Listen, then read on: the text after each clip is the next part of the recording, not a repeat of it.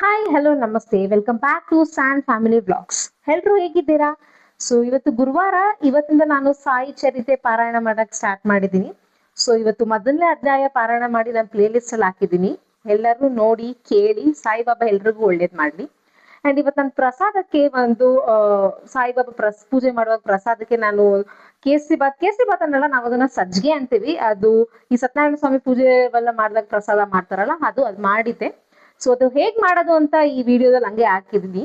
ನೋಡಿ ನಮ್ಮ channel subscribe ಮಾಡಿ, ಲೈಕ್ ಮಾಡಿ, ಶೇರ್ ಮಾಡಿ ಅಂಡ್ ಬೆಲ್ ಬಟನ್ ಅಂತ ಮರಿಬೇಡಿ. Thank you. ಈಗ ಸಜ್ಜಿಗೆ ಮಾಡಕ್ ನಾನು ಫಸ್ಟ್ ಒಂದ್ ಪಾತ್ರೆಲಿ ಬೆಲ್ಲ ಅಂದ್ರೆ ಕರ್ಗಕ್ ಇಟ್ಟಿದ್ದೀನಿ. ಪಾಕ ಎಲ್ಲ ಏನು ಬರದ್ ಬೇಡ, ಸ್ವಲ್ಪ ಬೆಲ್ಲ ಕರದ್ರೆ ಸಾಕು. ಸೊ ಮೀಡಿಯಂ ಫ್ಲೇಮ್ ಅಲ್ಲಿ ಇಟ್ಟಿದ್ದೀನಿ. ಸೊ ಆ ಬೆಲ್ಲ ಕರ್ಗಷ್ಟ್ರಲ್ಲಿ ಈ ಕಡೆ ನಾವು ರವೆ ಹುರ್ಕೊಳ್ಳೋಣ. ರವೆ ಹಾಕಿದ್ವಿ. ನಾನು 2 ಗ್ಲಾಸ್ ಮೀಡಿಯಂ ಗ್ಲಾಸ್ ಅಲ್ಲಿ ರವೆ ತಗೊಂಡಿದ್ದೀನಿ. ಸೊ ನಿಮ್ ಫ್ಯಾಮಿಲಿ ಮೆಂಬರ್ಸ್ ಎಷ್ಟಿದ್ದಾರೆ ನೋಡ್ಕೊಂಡು ನೀವು ತಗೋಬಹುದು.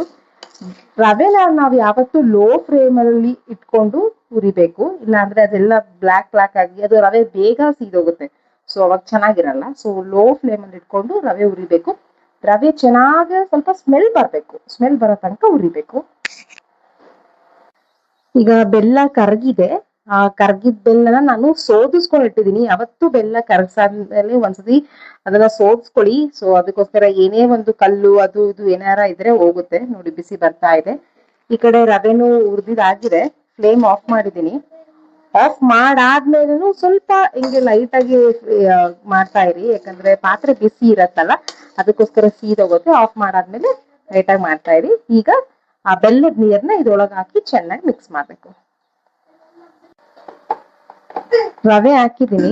ರವೆ ಹಾಕಿ ಒಂದ್ ಚೆನ್ನಾಗಿ ಮಿಕ್ಸ್ ಮಾಡ್ತಾ ಇದ್ದೀನಿ. ನಿಮ್ಗೆ ಗೊತ್ತಿರುತ್ತಲ್ಲ, ರವೆ ಸ್ವಲ್ಪ ಹಾಕಿ ಮಿಕ್ಸ್ ಮಾಡ್ಬೇಕು, ಇಲ್ಲಾಂದ್ರೆ ಅದು ಗಂಟ್ ಆಗ್ಬಿಡತ್ತಲ್ಲ. ಸೊ ಒಂದ್ ಚೆನ್ನಾಗಿ ಮಿಕ್ಸ್ ಮಾಡ್ತಾ ಇದ್ದೀನಿ.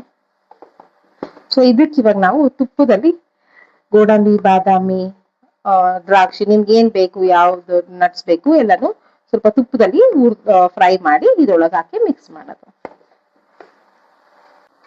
ನಾನು ಇವಾಗ ತುಪ್ಪ ಹಾಕಿದ್ದೀನಿ. ತುಪ್ಪ ಬಿಸಿ ಆದ್ಮೇಲೆ ಫಸ್ಟ್ ಗೋಡಂಬಿ ಮತ್ತೆ ಬಾದಾಮಿ ಹಾಕೋತಾ ಇದ್ದೀನಿ. ಸಣ್ಣ ಸಣ್ಣ ಕಟ್ ಮಾಡಿದೀನಿ. ಸ್ವಲ್ಪ ಜಾಸ್ತಿ ಹಾಕಿದೀನಿ.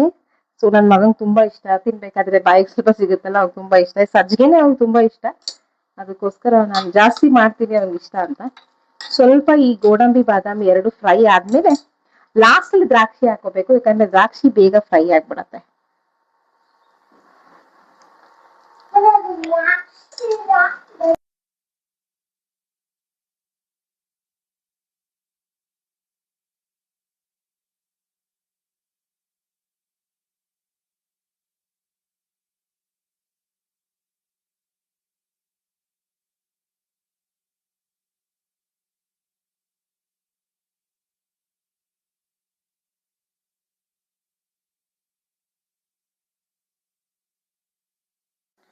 ಸೊ ನಾನು ರೋಸ್ಟ್ ಮಾಡಿರೋ ದ್ರಾಕ್ಷಿ, ಗೋಡಂಬಿ, ಬಾದಾಮಿ ಎಲ್ಲ ಸಜ್ಜಿಗೆ ಹಾಕಿ ಮಿಕ್ಸ್ ಮಾಡಿ ಈಗ ಸರ್ವಿಂಗ್ ಬೌಲ್ಗೆ ಹಾಕಿದ್ದೀನಿ. ಸೊ ನೀವು ಒಂದ್ಸತಿ ಮನೇಲಿ ಟ್ರೈ ಮಾಡಿ ಹೇಗ್ ಬಂತು ಅಂತ ಹೇಳಿ. Thank you.